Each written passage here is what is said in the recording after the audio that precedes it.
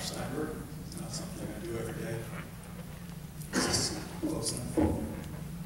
I live at 29 Broad Acres Drive off of Dorman Road. I'm an old-fashioned family doctor working at Wilson Hospital, taking care of adults, children, babies, and on a good day I deliver them, like this afternoon. I wish to speak forcefully on this issue. This very morning, my 7-year-old son and I played in the stream and walked the trails of Wolf Park.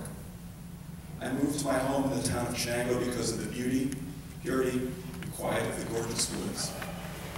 We garden, we have well water, and we have peace and quiet.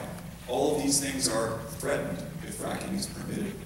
I do not want heavy trucking tearing up and down Dorman Road as if it could bear it. Kids eroding into the ravine under the burden of minivans and school buses. I do not want the noise keeping me and my son up. I do not want the risk to my well water, nor the water of my neighbors, nor my patients. I do not want my property value to plummet. I was already underwater and lost my life savings in the housing collapse when I had to sell in Cincinnati and move here. This weekend, the New York Times reported on plummeting real estate values in the counties at risk for fracking like Sullivan and Delaware, as well as across the border in Pennsylvania. And late last week, the United States Geologic Survey confirmed that fracked chemicals penetrated drinking water in Wyoming. This is not an international issue.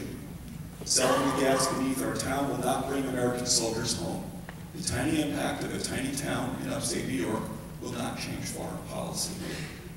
There are lots of other places willing to despoil the earth for a quick dollar, such as the tar sands of Canada. This does not have to be one of them. I do not trust New York State to be protecting our interests. Our governor wants to run for president. He wants to look like a friend of industry, yet he also wants to look like a thoughtful and careful steward of the environment and the economy. So he's decided to throw a few poor rural counties under the bus to be fracked while protecting the rest of the state, and he won't take responsibility. Instead, he's leaving decisions to local communities like our own, knowing that poor people and regions will be desperate for industry, even though the bucks are quick and fleeting and at great cost. New York State last week announced that the health department will do health impact considerations themselves, rather than any independent group or commission, because they don't want to slow the process down any further. New York State will reap tremendous payments from fracking. They're getting impatient, and Cuomo has to move forward with his image for his presidential campaign. So we're on our own, and I mean we. This is a community issue, not an individual freedom issue. Because if my neighbors frack and I don't, I still get the noise and the environmental damage and the risk of poisoning to my well. Unlike many neighbors who have spoken here, I have not lived here all my life. I moved here 2 years ago and could have chosen to live anywhere.